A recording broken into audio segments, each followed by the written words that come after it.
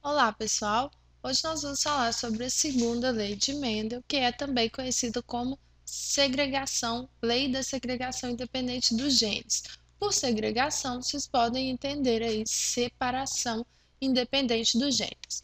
Vamos fazer a aula em duas partes. Na primeira parte, vamos conceituar e também ver a base celular que sustenta a segunda lei de Mendel. E na segunda aula, nós vamos ver as possíveis combinações, as relações aí entre os genótipos e os fenótipos e também fazer alguns exemplos para treinar as probabilidades, ok? Então, nós já sabemos, a Pis sativa é uma espécie de ervilha que foi utilizada por Mendel, tá? Então, Mendel utilizou a ervilha, nós já vimos nas aulas sobre a primeira lei de Mendel alguns motivos que levaram Mendel a escolher a ervilha, tá? Um desses motivos é que a ervilha expressa características que são facilmente visualizadas, tá? Duas dessas características, a cor da semente e a forma da semente. Mendel já havia identificado, né, por meio de experimentos, que as sementes de cor amarela eram produzidas pela presença do alelo dominante para a cor e que as sementes verdes eram produzidas quando o alelo recessivo estava em homozigose. Da mesma forma, a semente era lisa quando havia presença do alelo dominante R e rugosa quando o alelo R se expressava em homozigose, ok? Bom, e ele observou que haviam combinações diferentes, né?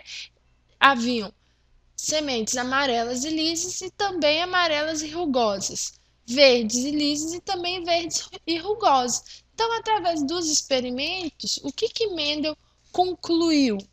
Que os alelos para a cor e para a forma da semente estavam localizados em cromossomos diferentes e que esses cromossomos se separavam de maneira independentes na formação dos gametas, ok? Então, a segunda lei de Mendel trata da separação independente dos alelos que estão localizados em cromossomos, em pares de cromossomos diferentes. Então, eu tenho aqui um par com os alelos para a cor e um par com os alelos para a forma da semente. Esse indivíduo aqui seria um indivíduo duplo heterozigoto, desculpe. Ele teria dois alelos, um dominante e um recessivo para a cor da semente e um dominante e um recessivo para a forma da semente, ok? Transcrevi esse indivíduo aqui, eu desenhei a célula dele e nós vamos entender agora a base celular que apoia aí a teoria da segunda lei de Mendel, ok? Vejam, né, lá no site do quadro.com.br as aulas sobre meiose. Meiose é muito importante para a compreensão aí das leis de Mendel. Então, revisem lá os conhecimentos sobre meiose. Então, vamos lá. Essa célula vai passar pelo processo de meiose. Já na primeira fase, na meiose 1, eu vou ter a separação dos cromossomos homólogos, ok? Essa célula, então, é duplo heterozigota. Quando eu separar aqui os cromossomos homólogos, eu vou formar duas novas células. Uma célula, né? Olhem aqui para essa, imagine aqui uma linha que divide essa célula ao meio. Uma célula contendo o alelo dominante para a cor e o recessivo para a forma da semente, e uma célula contendo o alelo recessivo para a cor e os alelos dominantes para a forma da semente. Essas duas células aqui vão novamente passar pelo processo de meiose, agora a meiose 2, a segunda fase, né, da meiose, em que vai ocorrer a separação das cromátides, né?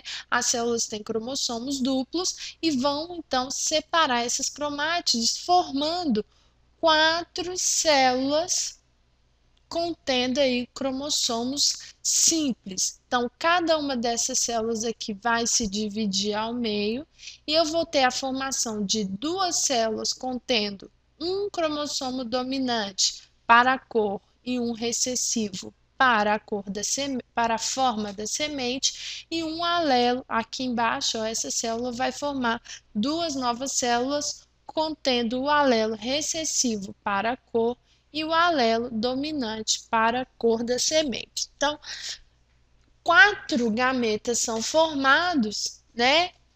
Sendo de dois tipos diferentes, um gameta Vzão Rzinho e um gameta Vzinho e Rzão.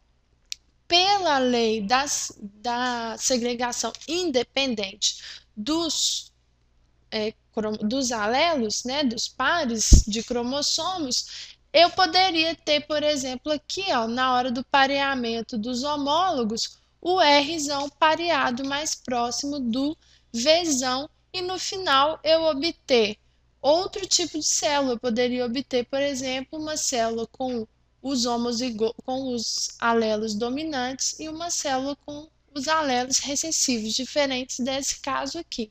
Então, a chance da existência, né, desses gametas aqui foi comprovada através da teoria da segregação independente dos alelos traçada por Mendel, ok? Que é mais famosa aí como segunda lei de Mendel.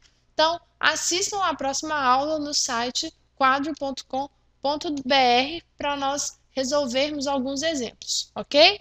Um abraço!